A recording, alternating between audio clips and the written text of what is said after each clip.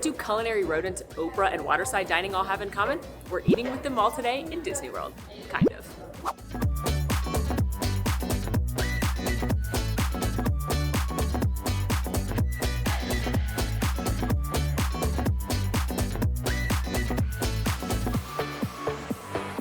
Hey there, Mayhem Fam, and welcome back to the Worth It series, the series where we go to the most popular, most talked about, hardest to get reservations in the theme parks and let you know if they are worth the hype. Today, we are back in Walt Disney World to head to 3 very different restaurants, and we gotta head to our first one because some very important guests are waiting. Kicking things off today at one of the most iconic hotels in Walt Disney World, the Contemporary, to eat at one of the most iconic character dining restaurants in all of Walt Disney World, Chef Mickey's. But Chef Mickey's didn't actually debut here. It first appeared in 1990. It opened in Disney Village, which is now where Disney Springs is. And it was a character dining just like it is now, but it moved to the Contemporary in 1995. Chef Mickey, maybe not the culinary rodent you first think of when you think of, anyone can cook.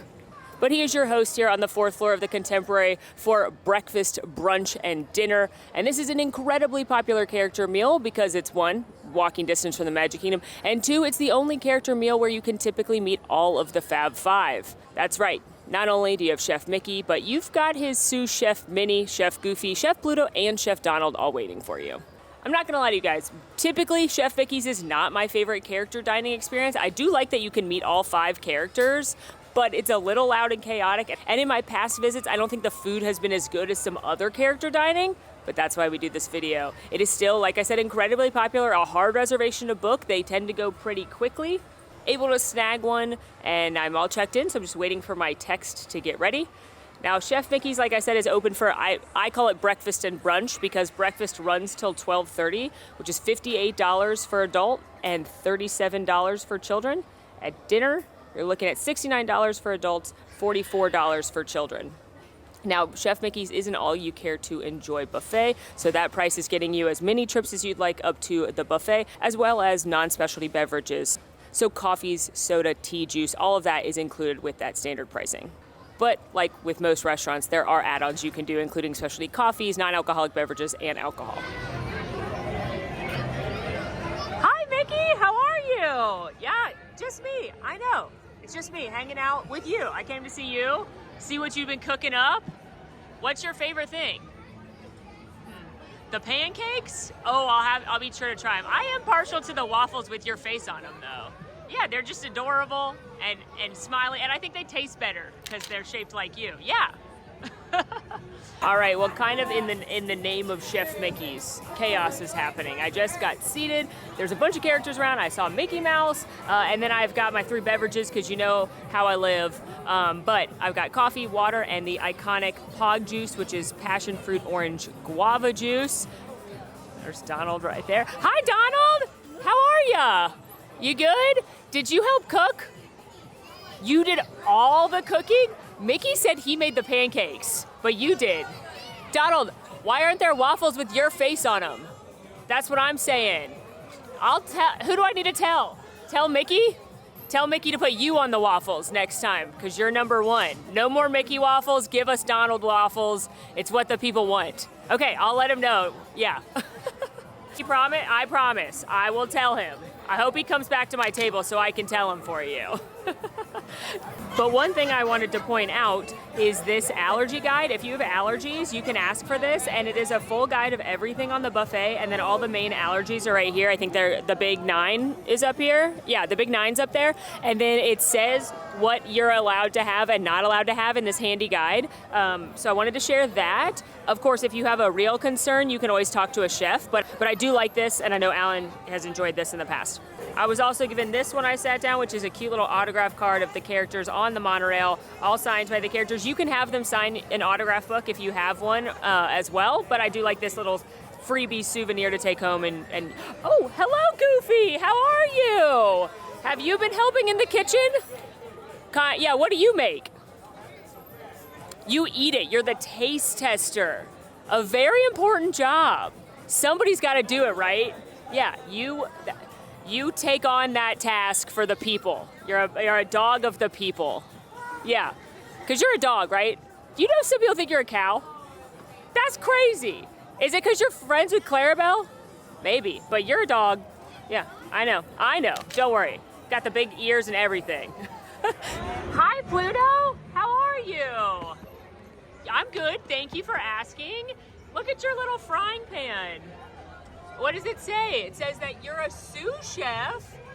Good for you. You have the hat and everything. What do you like to make? Oh, you're the taste tester. You and Goofy said he's the taste tester too. No, but you got to get the dog's opinion. Now, Pluto, I have a question for you. My dog, whenever I go to the kitchen, he needs a little cheese. Do you like cheese? Oh, yeah. You're aware of the cheese tax that dogs get. Okay, yeah, you know. If you're going to get the cheese out, you got to get a little to the dog, too. So, does Mickey do that? I bet Mickey and Minnie have a lot of cheese. Being mice? Yeah, I knew that. So much cheese. I've seen Minnie's fridge, just stock full. All right, well, next time, make sure they give you a little extra. Yeah, just look at them with the big puppy eyes. Yeah, I'll tell them. I'll tell them to give you extra cheese. Yep, I promise. So I haven't gone up to the buffet yet because Minnie's like a few tables away from me. So this is one thing I don't love about buffet character dining as much as I like Topolino's Terrace or something that's family style or a la carte, because there is the whole, like, if you go up to the buffet and Minnie walks past your table, she's got a big restaurant. Like, she's in this room currently. I usually say if you can see a character that you haven't seen yet, don't leave. Like, if they're within a couple tables of you, not that the character attendant won't go get them for you. You will see all the characters, but it's just like, you don't be up at the buffet and it's just a little more chaotic, and especially with young kids. So I'm waiting, and then I'll have seen all 5 characters, and then I can go eat and not worry about it anymore. But that is kind of the chaos of character dining, especially at a buffet. So just know on the flip side of that, the characters have a specific route they're taking around the restaurant. If you might sit down and have just missed them, so you might wait a little bit for your first character to come. So have your patient pants. Know that you will get to see all the characters. If you don't, for some reason, if you are up at the buffet or in the bathroom, or for whatever reason a character skips you, or you feel like you haven't seen a character yet, tell a character attendant, tell a server. They will make it happen. Don't worry about that. Don't stress about that at all. But it's just, there's a method to it. And so I think some people get confused where they like sit down and maybe haven't had a character for a while. I promise they're making a certain rotation and they will get to you. But if they just missed your table when you get seated, then you're gonna have to wait for them to get back around, if that makes sense. How are you? Are you doing well? Did you bake or did you cook? What did you make? You did all the baking. I guess that because of your cupcake. What's your favorite thing? Cupcakes. Oh, of course, that was silly of me. I quite like the waffles with, the Mickey waffles. Do you like those? Because they're shaped like Mickey. Yeah, they taste a little sweeter, I'm sure. All right, taking a look at the buffet. There are 2 sides. They are exactly the same, so start whichever one has less of a line. Starts with some oatmeal. Then we've got a cheese cracker charcuterie situation. Big fan of that, including some lox, deviled eggs, and fresh fruit. Then we have the kids buffet, but don't worry, anyone is welcome to eat off here. This is where you've got some kid-friendly classics like turkey sausage, eggs, potato barrels, and my personal favorite, the cheesy potato hash. Next up, a couple of meats, bacon and smoked ham, as well as biscuits and gravy. Got some different style of potatoes, that's 3 for anyone counting, and some cheesy sauce. Then we're moving into our egg section, where there's a variety of eggs, a couple of different pre-made scrambles, including an egg white scramble, a couple of different pre-made omelets. Cruising along, we start to hit the sweet stuff with some chocolate turtle French toast and with some bananas Foster sauce.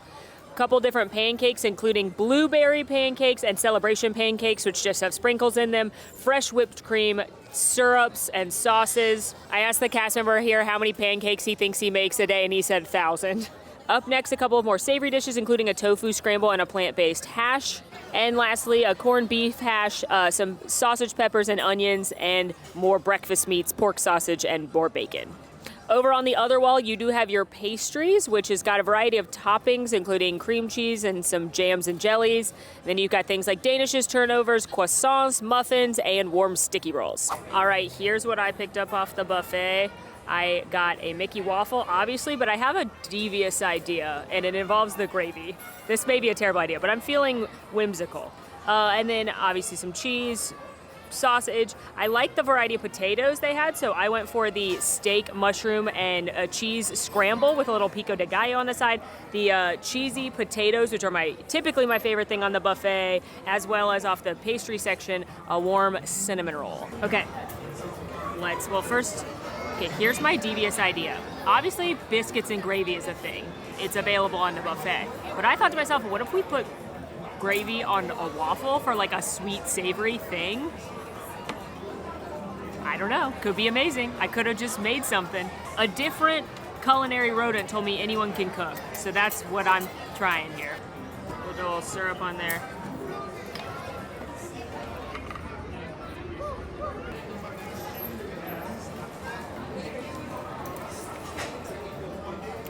I mean, yeah, it's delicious. It's a Mickey waffle. It's a golden malted batter, so it's got like a unique flavor to it. I love them. They're amazing. They're 10 out of 10. Got to get one every time I'm on a buffet. But let's see if I've just done something or if this was a terrible mistake.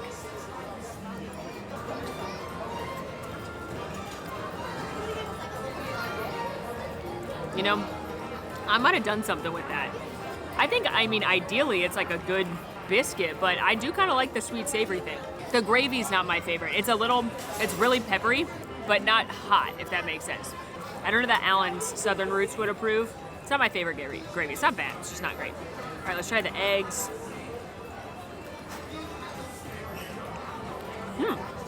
I love eggs. They're one of my favorite foods. These are really creamy and delicious. I like that they have the pico for a little extra flavor, a little freshness in there. You know, little nicely cooked pieces of steak. I'm gonna try, I don't recall this like caprese salad before, or maybe I didn't get it because Alan was with me and it often had, you know, this might hurt him.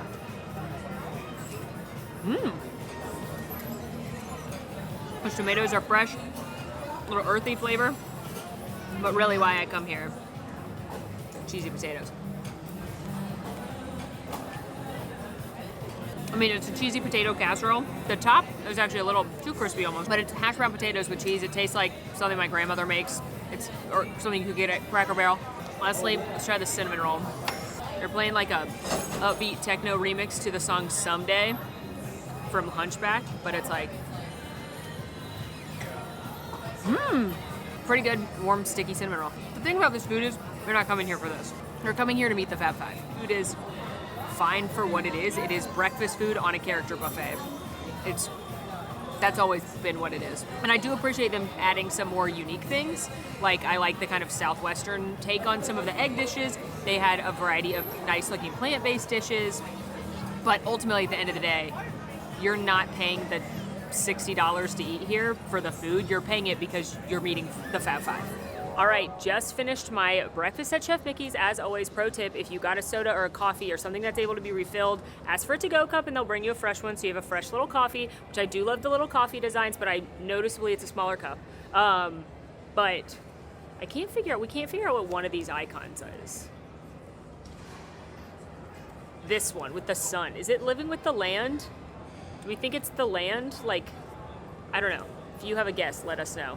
Also, on the way out, I was reminiscing on the fact they used to have a giant plate to take a photo with, and then I saw it hiding in the corner, and so I got these incredible magic shots, if I do say so myself, which was included with my photo pass, but not included with the meal. But before we do the breakdown analysis of the pros and cons of Chef Mickey's and if it's worth it, let's just continue to show you how iconic this restaurant is.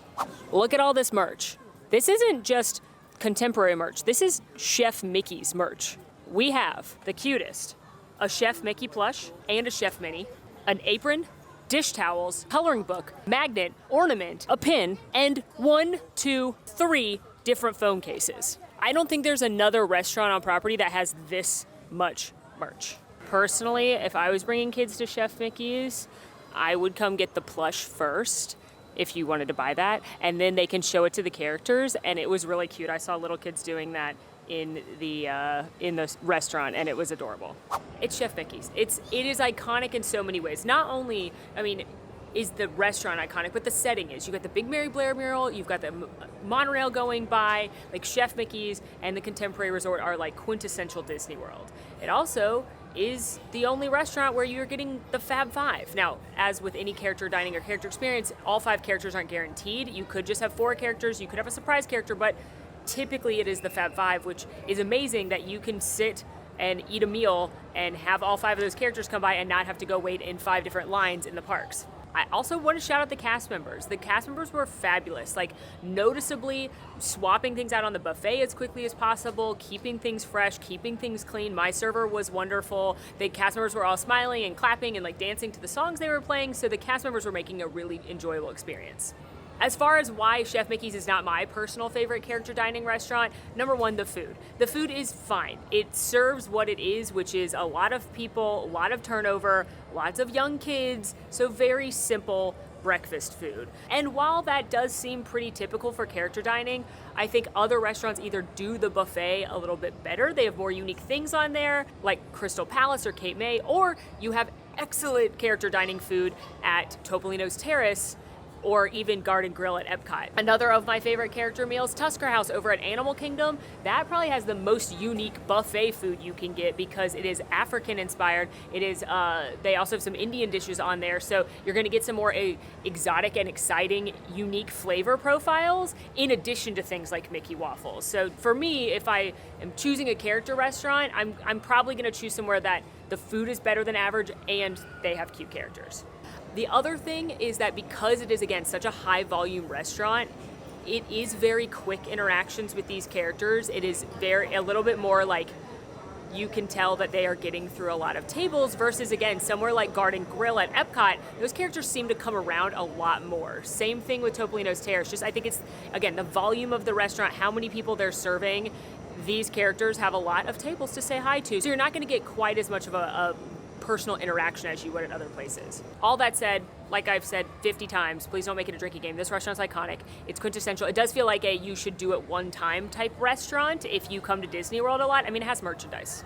Not all the character dining restaurants have merchandise. And what I will actually say I think is the perfect case scenario for this restaurant is rope dropping Magic Kingdom, doing a bunch of stuff at Magic Kingdom, doing as much as you can, and then coming over here for like a late breakfast. Again, breakfast is till 12:30. Come over here for like an 11:30 noon, so it is more like a brunch. So that way you're getting to, one, pay the less expensive breakfast price, and two, it's a good break from being out in the park, being out in the heat. You are rewarding yourself for getting up early and rope dropping, and then you can come luxuriate, a quick walk away from the Magic Kingdom, and enjoy meeting 5 characters, and then head back to the park. So to me, if I were going to recommend Chef Mickey's, that is the experience I would recommend, which is a like late breakfast brunch situation. It can hold you over for 2 meals. Obviously, like I've done that with my family.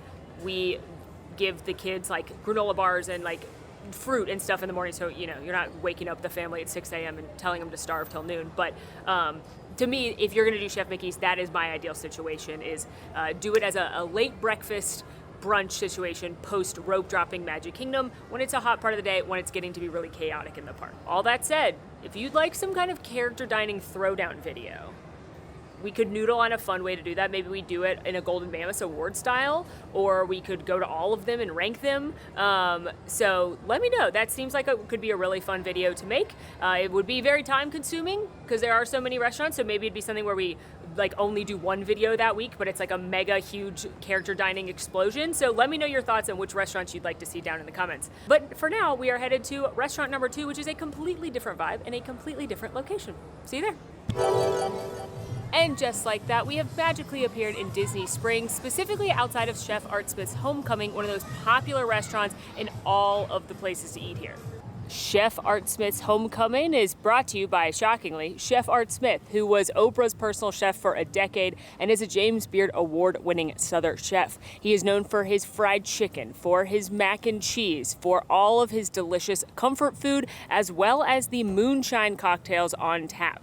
And don't let the fact that I'm here on a sleepy Tuesday afternoon fool you. This is one of the hardest reservations to get in Walt Disney World, specifically for their Sunshine Brunch, which they only offer on the weekends. But with so many tasty eats here at Disney Springs, other James Beard award-winning chefs have locations, not to mention decadent desserts and incredible quick service restaurants. Is Homecomin worth a stop on your next trip? Is it worth the hype? Well, I suppose we better mosey up to the bar and find out. Also, speaking of the bar, pro tip, if you cannot get a reservation for this spot, try sitting at the bar. Now, it's easier if you're in smaller groups, but the bar is first come, first serve and does serve the full menu. So if you're a solo traveler or a couple perhaps, I've had a lot of good luck just coming to the bar, not only just here, but at most restaurants at Disney Springs. It smells like fried chicken and pickles in here. It's amazing. One of my favorite details when you first come in at the host stand, they've got a bunch of signed plates by Disney artists and animators and other famous people that have come to eat here. I'm seeing Ashley Eckstein, I'm seeing Jodie Benson, who's the Little Mermaid, Dom Corona, who's a Disney artist. So that's a fun little touch. It feels like you're in a country farmhouse when you're in here. So I do, my Iowa family roots feel at home. But one thing I want to emphasize is that Chef Art is really values local farmers and using fresh seasonal produce. So as much as possible, they get all of their ingredients from farmers that are close to this location, so it can be as fresh as possible. They're gonna rotate out the seasonal ingredients as much as possible, and I really love that. But let's take a look at the menu. Of course, you're gonna start with some starters. This is really where I live. I love an app. You know what I mean? I would rather just eat apps at pretty much every restaurant. And you got great ones to choose from here. Church Lady deviled eggs, fried green tomatoes, fried pickles, hush puppies. You've also got a variety of sandwiches, like the fried chicken sandwich. You're gonna see fried chicken all over the place because that is Chef Art's specialty. You've also got a catfish sandwich and a burger. Salads and such, I've had the fried chicken salad. It's fantastic if you want something a little bit lighter. And then your big plates, like the fried chicken, like the famous chicken and donuts. You can do a kitchen plate, which is a 3 of the famous sides. You've got shrimp and grits, meatloaf, and on the back, we have the cocktails. Of course, the moonshine is what they're most known for. They have a variety of moonshines you can drink straight, or you can get their moonshine cocktails on tap. If that doesn't sound good, they've got a variety of other specialty craft cocktails. A lot of them are gonna have that Southern inspiration, lots of bourbon on the menu, lots of honey on the menu, and then of course some wine and beer. Now normally when I talk about cocktails here, I talk about the squeeze bottle, which is still a great deal. You pick your design of the $24 22-ounce squeeze bottle, they fill it with one of these moonshine cocktails for you, and then whenever you want to refill it for the rest of time, you can refill it for $16, which is the same price as just buying one. So it's really good bang for your buck. And you can refill them and just walk around Disney Springs if you'd like. They have an outdoor bar, but if that's not open, just head in to the back of the restaurant and you can refill those squeeze bottles easy breezy with the bartenders. But today, I'm trying a little something different, and this beauty just arrived at my table. This is the Shine Flight, which has got all 5 moonshines on it. I have had all of them at some point in my life, but it has been years for a lot of them, so I figured we were due for a review. From right to left of the rainbow, I do like that it's making a rainbow, we have the strawberry lemonade. This has got strawberry moonshine with fresh muddled strawberries, lemonade, and strawberry puree. Cheers. That's my favorite one, or at least it has been in years past. I love strawberry, it's my favorite fruit. Unrelated, but not really. They have the good straws. They're still environmentally safe, but they're the agave ones, so they don't disintegrate like paper straws. It's definitely sweet, but it tastes like really good, fresh strawberry lemonade like you went to the country fair, but with a kick. Next to that, the Rum Shine Punch, which is strawberry rum shine, blackberry brandy, banana liqueur, pineapple juice, and house-made grenadine. My server told me this is the second sweetest. She also said it's like cilantro. You love it or hate it. All right, now the Rum Shine Punch.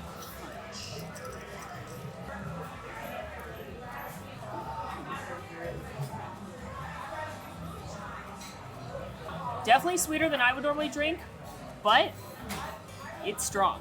You can tell that there's brandy in it, which I think is one of the strongest flavors. I'm not really getting pineapple, but I'm getting brandy, I'm getting grenadine, and I'm getting strawberry. I don't hate it.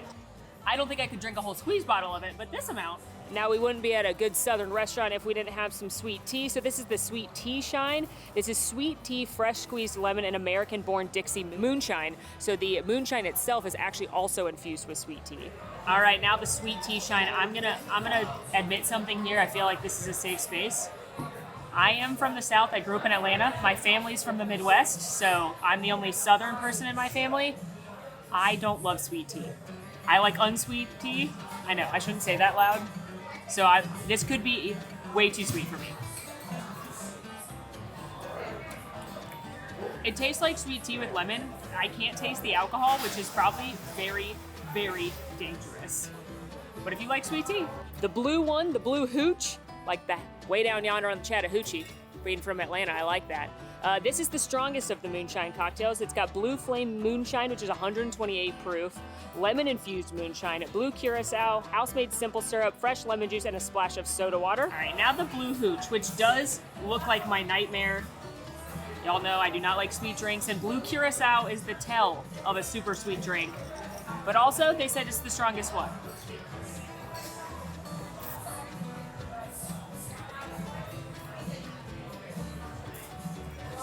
I don't hate that. And I'm wondering if something's wrong with me.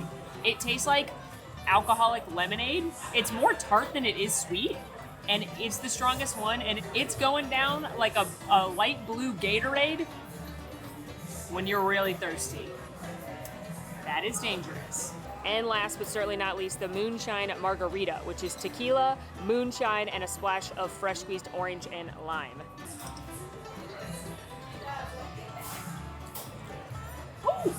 That just tastes like a good classic margarita, but it's a little smoother. You can definitely taste the tequila. What's dangerous is I don't taste moonshine. It just tastes like a good classic simple margarita. I feel as though I should rank these. 1, margarita. 2, strawberry lemonade. 3, surprising all of us with the Blue Hooch. 4, the sweet tea. And 5, the rum shine. The rum shine is without a doubt the sweetest one. So if you like sweet cocktails and you want something that will do the job, because there's a lot of booze in here, go for this.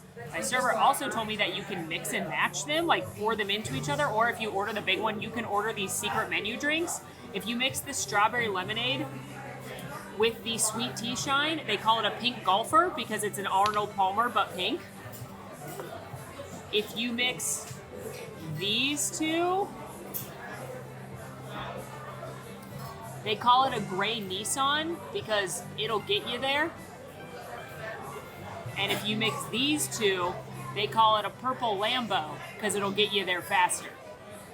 So have fun. All right, my feast has arrived, and as a girl who loves an app, this is a dream come true. So I always knew coming in here I had to get something with fried chicken, and what better thing than my favorite dish on the menu, the thigh-high chicken biscuits. These are 3 of his cheddar drop biscuits, topped with Chef Art Smith's famous fried chicken thighs and bread and butter pickles, house-made, drizzled with hot honey. And then my server let me know that they could do half orders of several of the starters, including the Hush Puppies, as well as the Church Lady deviled eggs. These are Southern-style deviled eggs with a little bacon garnish on top. If you know me, you know I love a deviled egg. We've also done a half order here of the Bee Haven Bay fried green tomatoes. These have got shaved ham and a remoulade sauce and dressed local greens with that delicious-looking fried green tomato. I'm literally drooling behind the camera. I'm so excited. It's been a long time since I've been here just because we've been so busy and doing other things. We like to show different restaurants and it's hard to get into why we're eating here today. But these, in the past, I've called them one of my top 5 favorite dishes in all of Walt Disney World. Let's see if I feel that way right now.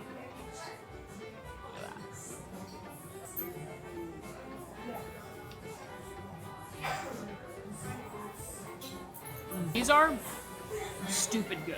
They are so good. Oh my God. It's the best fried chicken I've ever had. It is so moist and delicious. He soaks it in buttermilk and brines it, and it is like perfect fried chicken every time. These are thighs, so they're juicy and delicious. You've got this hot honey on there, which is bringing a little sweetness and a tiny, like the smallest amount of heat, but you don't have to get the hot honey if you're heat averse. You can get it on the side, but it's just like a little sweet heat situation going. And then these house-made pickles all piled onto these hearty, delicious, flaky, buttery, cheesy biscuits, y'all. More than any other restaurant in this video, I'm gonna say it right now, this spot is worth it. For these alone. Get a moonshine cocktail and these at the bar, that's a dream. Now let's do a fried green tomato, which is a very southern dish, and you're in a southern restaurant, so I feel like why not try it? I feel like it's one, you know, if you're from not the South, you've probably had fried chicken, but maybe you haven't had a fried green tomato, and these are topped with this ham and remoulade. Let's try it. You can tell they used cornmeal as part of the batter for these tomatoes. Those are better than I remember. This fried green tomato is a little bit acidic. It's not like sweet like a tomato is, but it is so fresh. And then you've got the nice texture of the cornmeal, which is kind of that grainy texture, and a little bit of zip, a little bit of heat from the Cajun remoulade, tons of spice in there. And then you've got the salty ham on top, plus the earthy arugula. It is such a like fun take on a very classic Southern dish. It's perfectly balanced, but it's still simple in all the flavors used. Amazing. And last, but certainly not least, as a huge fan of deviled eggs, that paprika shake on top, bad boys are piled high with the egg goodness.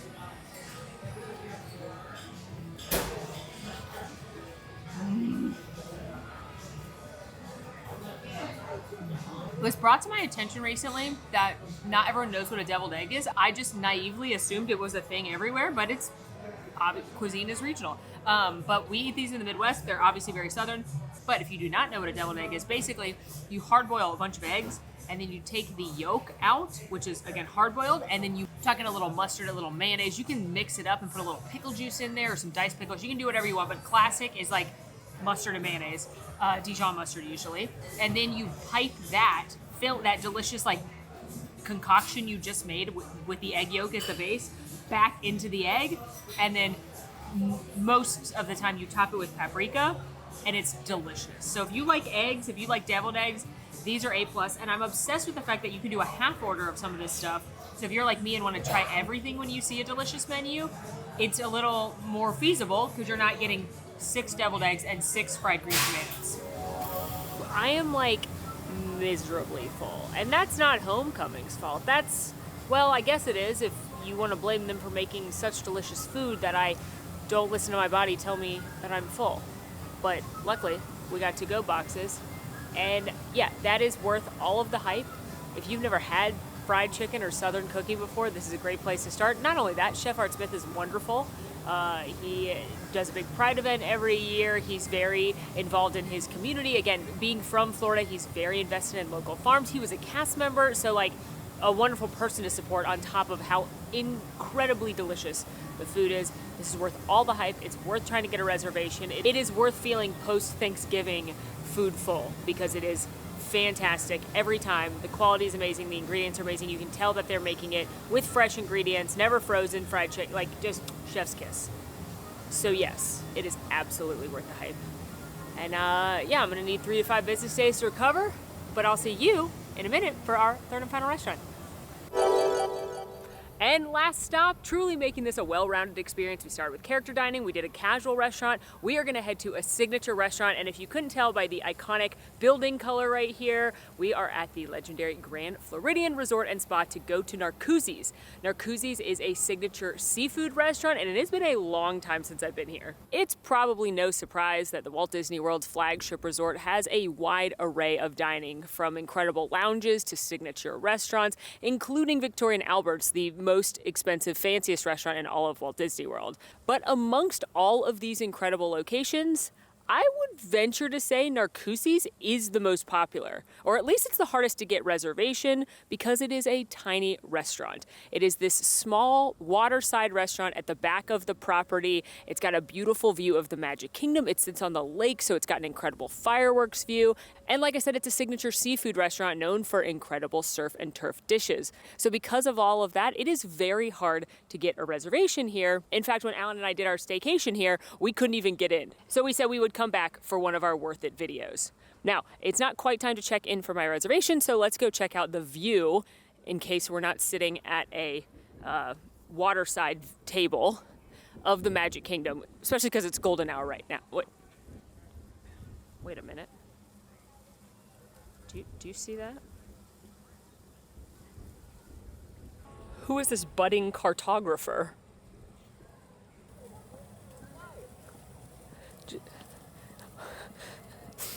What are you doing here? Studying. Studying the map? Yeah, north, that way. The town is back that way. Just learned that. But I also learned this is called Boca Chica. I actually never knew what the names of these buildings were. They're quite fun.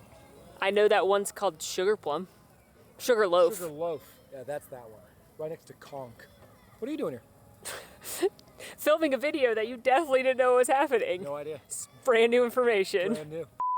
Hi, everybody. I'm excited to inform you that Narcoossee's has undergone a renovation and reopened in 2023, and as such, they have a brand new revamped menu that Molly nor I have had, so I'm very excited to try it. We have come here for drinks in the past, but And no, as Molly mentioned before, reservations are tough to come by. So I'm excited to get in there and try something new.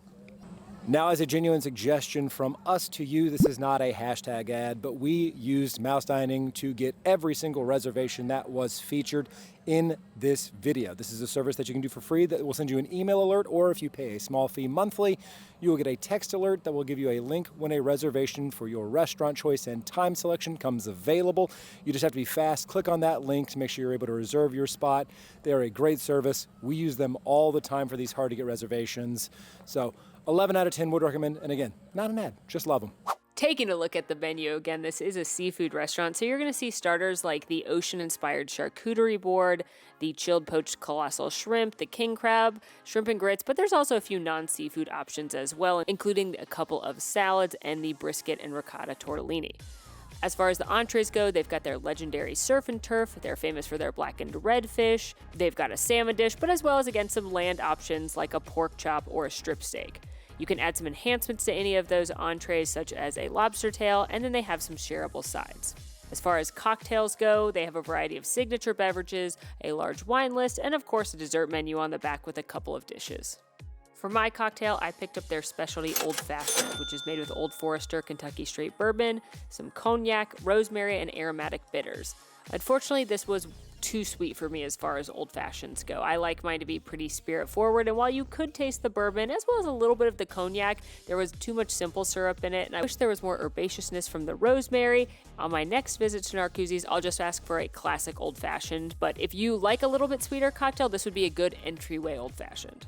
Now for my beverage, I picked up the Tawny Manhattan. This is made with Elijah Craig 12-year Kentucky Straight Bourbon, Croft Reserve Tawny Port, brown sugar, and Hella Cocktail Company Orange Bitters. Now, a lot of folks look at a Manhattan and think, wow, that's going to be very spirit forward. And I'm here to tell you, if that is what you think and you are not desiring, then this Manhattan is the one for you. This is going to be a lot more sweet. You are going to taste the brown sugar. It honestly tastes a little bit like a brown butter with that caramel forward flavor, followed by a little bit of that aged barrel from the port wine. And then last, but certainly not least, the spirit. So while this Manhattan might not be the Manhattan for me, it could be the one for you. Everyone's meal starts off with some crusty sourdough bread, which was delicious and warm right out of the oven with some salted butter. This was good. It's bread. I don't know what else you want me to say other than if you had the lobster bisque, this would be delicious to dunk into. We did not have lobster bisque. However, what we did have was the prosciutto e melone salad. This is made with basil-infused compressed melons, tiny lettuce, barrel-aged feta, prosciutto, Marcona olives, and a watermelon dressing. This was one of the most interesting yet delicious salads I've ever had. It had these different balls of melon on there. The watermelon was my favorite, which added some natural sweetness, but then you had a little salty crunchiness from these crisp roses of the prosciutto, a little more sweetness from the watermelon vinaigrette, an earthy flavor from the lettuce, nuttiness from the feta. As far as salads go, this was a pretty complex dish with lots of different flavors and textures, but they all worked perfectly, and I would absolutely eat this again. Now, I tried the brisket and ricotta tortelloni with parsnip, brown butter, and sultana raisins. That's right, raisins. And if you're thinking that sounds weird paired with brisket, I did too.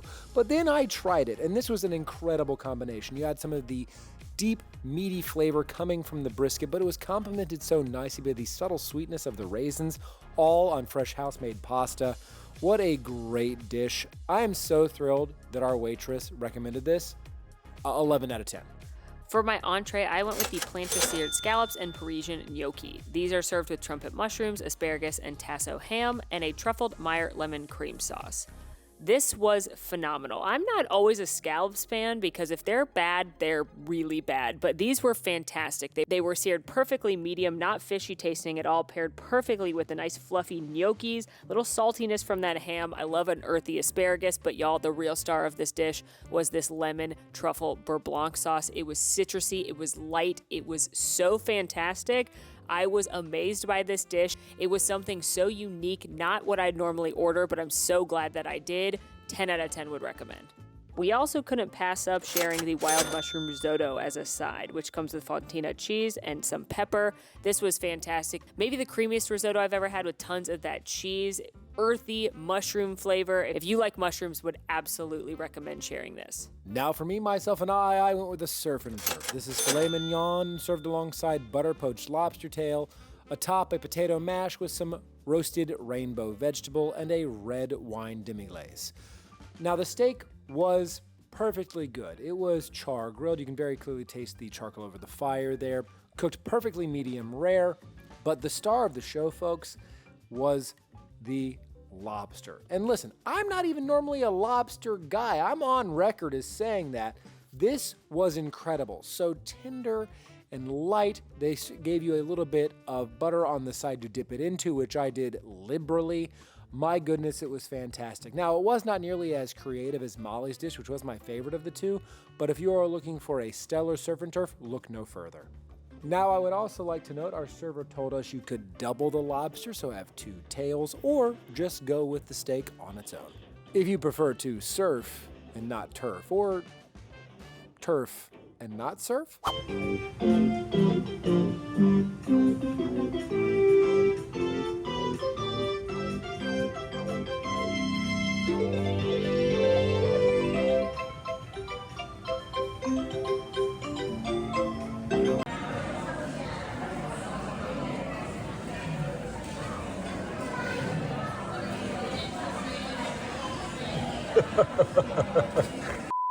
Now for dessert, we were told we had to pick up the almond-crusted cheesecake with a Lambert cherry sauce and chantilly cream. Folks, this has been on the menu for 17 years, and I can understand why. It's freaking delicious. It is not just the almond crust on the exterior that adds a nice textural contrast. There is very clearly almond extract within this cheesecake, which gives you an almost spritz cookie-like flavor that is throughout the cheesecake. That is very fluffy, light, the chantilly cream adding a bit of decadence. And then, of course, you have edible sugar coral on the side for some theming. I adored this. It is simple, it is delicious, and you should try it. Yeah, I'm very full. Yeah, good thing we live close and we have leftovers. Yeah, and it's nice take-homes. Listen, the food was delicious. I love the fact that even after the menu has been updated and the space renovated, everything holds up. The space, gorgeous. I love the view. It's really hard to beat a view of the Magic Kingdom, the Contemporary off to the side, and we get a little electric water pageant that some of us danced to for quite some time outside. I'm never mad about the electrical water pageant. Also, it's a Halloween party tonight, so we didn't watch fireworks, but the fireworks view here is amazing. True. And while this is not my #1 signature restaurant on property, I think I'm personally more drawn to the menus and the vibe at like a Jico or a Topolino's Terrace. It is a wonderful restaurant. We had amazing servers, so I do think Narcoossee's is worth the hype. I mean, absolutely. Especially if you're a seafood lover. Yes. Listen, I know that I got the surf and turf. I'm here to tell you right now, surf greater than turf on that dish for me. And Molly's scallops? I think those are the best scallops I've ever had. It's like their palate. Like those scallops were fantastic, and the sauce, I'm gonna think about it for a long time. Bold statement. Yeah. Sorry, I got distracted by fireworks behind the castle because it's, again, as you mentioned, the Halloween party, It's and there the- is a it's the hocus castle show. pocus, castle show happening. Sorry, distraction. Well, that is 3 more restaurants we've checked off for this Worth It series. What other popular spots do you want us to see review in the next episode? Let us know down in the comments. But until next time, friends, please be sure to like this video, subscribe if you are new, follow us on all of our socials, and come join us on Discord. We would love to have you there. Links for all that are down below. And until next time, friends, I'm Molly. And I'm Alan. And it has been delicious. I'm like almost uncomfortably full. But it was like also very fresh and light, so I'm full, but I'm not miserable. It's a weird dichotomy. It's not like after Ohana where I need to be like rolled out. Put me down, honestly.